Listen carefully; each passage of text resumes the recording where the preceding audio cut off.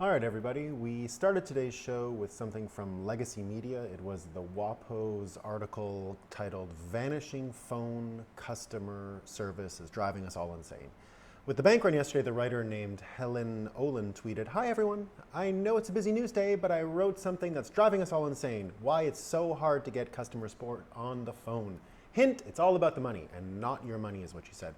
And like a broken clock, and completely unaware, the Legacy Media WaPo happened to be right in this instance. It is all about the money. The bank run focused US-style politics of division into the economy, and the division that kind of leads you a little bit deranged. Fans of the Breakup know that we describe the economy as a psychological engine. Commercial relationships formed within the system that we describe are the result of the psychological engine working or not. It motors forward or it stalls. And customer service, building infrastructure, trains cannot perpetuate forward because of this derangement. So that's why Mark Andreessen yesterday was tweeting about a new rail line in New York City that would connect LaGuardia Airport with Manhattan, something that everyone agrees and has always agreed is needed. And he says, he tweeted in response to this story, "This is why I say building new infrastructure is now illegal. It doesn't matter how much money we pour into things like this, they simply will not come to be." And then today in Atlanta, they indefinitely delayed a public transit service expansion plans. Now it's been 7 years since they passed a tax that has gathered $2.5 billion to build this public infrastructure, public transportation. It still hasn't happened. They still haven't built it all these years later. And with the bank run, of course, that we saw yesterday, the strength of the US to wage war, economic war on both Russia and China are now in question. You get Xi, who's now in Moscow or on his way to Moscow, and he's already got meetings with Zelensky. We've already seen Xi recently broker a deal between Saudi Arabia and Iran. So suddenly the US system is looking a little different. And now that we think of cancel culture, and everything that's happened now to consolidate power within perhaps a few banks, because the way the bank run has been working, all the small banks are losing deposits to the big banks in the United States, you get again a lack of trust. We've made the entire situation of the economy explicitly political, which is a type of derangement in America. It's a type of schizophrenia, it's a type of mental disorder at this point.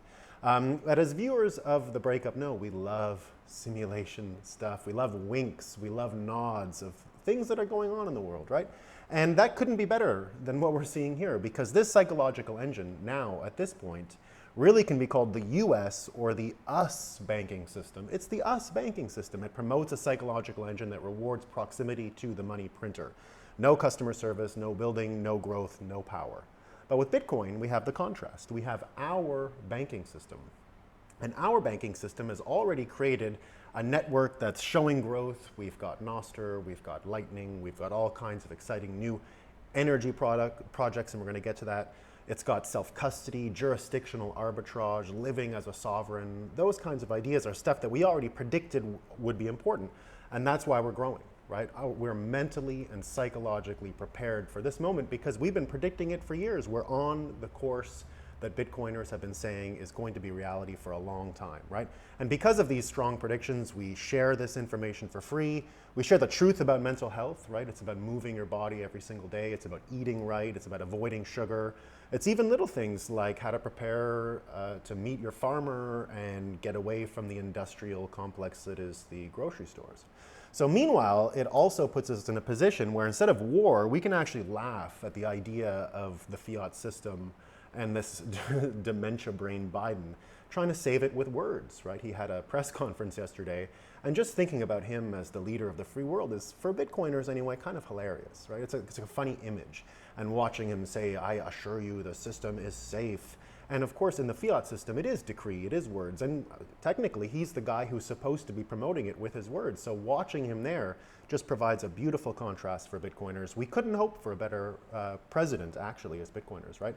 And then, of course, we're laughing at the woke banks that are all focused on ESG that did have a bank run. Now, it's not nice to laugh at people losing jobs, economic uncertainty, but this is still the world we predicted, and we're still on the schedule that we've been talking about for a long time. So we've produced this powerful financial literacy community We've got humor, we've got mental and physical health, right? We're the ones who don't have to adjust as much, right? We've been saying this stuff for years. And because of that, right, because we've been cultivating this stuff and we've been saying it for years, we're perhaps the most energy literate people in the world now as well, because we've been sharing these ideas. And that means that Bitcoin and energy in some ways are the D-Day of World War III. As these two ideas come together, we can really change the world. And that's why all Bitcoiners remain playable characters as this whole global drama unfolds, right? We're still at the table saying the same things we've said for years. We've had the least amount of adjustment to all of the crazy stuff that's happened in the past few years. And we've been consistent since the Great Financial Crisis. We've been saying the same thing since the Great Financial Crisis and the invention of Bitcoin. That's what I mean. And that's why Bitcoin is up recently. Bitcoiners predicted this world, therefore are moving confidently towards the future. Our psychological engine continues to motor forward. And we're going to take over energy because of that. Our energy literacy means that Bitcoin 2023 in Miami, for example, May 18th to 20th, is going to be one of the most important energy shows for energy literacy in the whole world. We've got world leaders coming to describe their energy policies to our audience because they know we're the only ones who get it, right? We get this stuff. We've been talking about it for years. So we're going to infiltrate, we're going to dominate, and we're going to coordinate the global decentralized energy system, right? Our banking system, not the us banking system, is going to be the building block for the psychological engine of the economy of the future.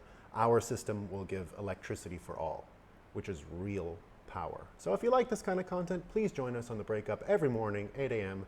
You'll hear more about this stuff. We cover all the current events. Thanks a lot, everyone.